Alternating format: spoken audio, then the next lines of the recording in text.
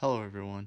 For today's video I'm doing a removal video of my Silo Entertainment skin, and I'm just going to be removing the skin and showing you step by step on what I did. As you can see here, there's pretty obvious reasons why I'm removing the skin. It's wearing out and it's starting to turn white to the original color before it was painted. So I'm going to be taking that off and going back to the original OD green. So pretty much the only tool you'll really need is a flathead screwdriver, and that's basically it. That's all you'll need, and that's how you'll be able to get the skin off of the gun. But yeah, before I start this skin removal, I just want to show you guys kind of close-ups of what happened to my skin, and pretty much this is the reason why I'm going to be removing the skin.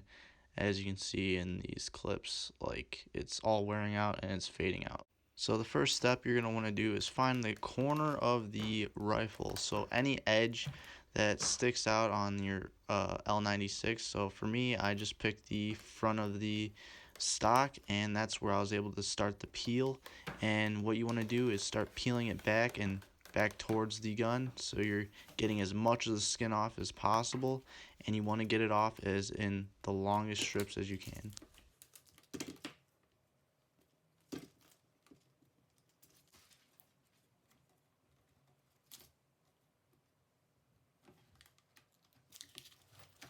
So the second part to this is you're going to want to use the flathead screwdriver for any pieces that you can't get off, so you can start new strips, and you want to take the skin off in as large of pieces as possible, and this is kind of the size that you want to get off, so you're not taking it off like little by little, you're taking it off in full strips, and it makes it much easier.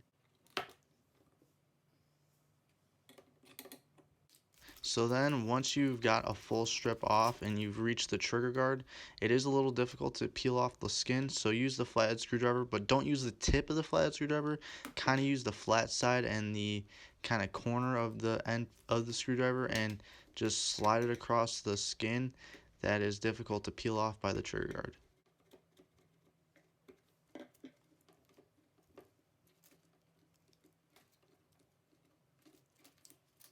Once you've gotten to the top of the L96 of the stock, the silo skin tends to get stuck in the crevices of the like near the bolt handle and the cheek rest.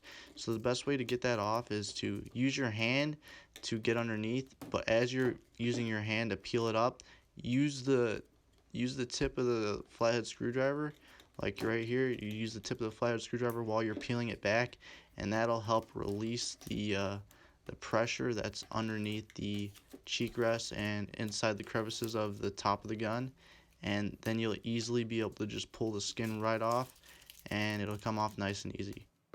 And for the little tiny pieces that you miss, you can always just use your fingernail and you'll eventually be able to get off all the goo and the skin itself.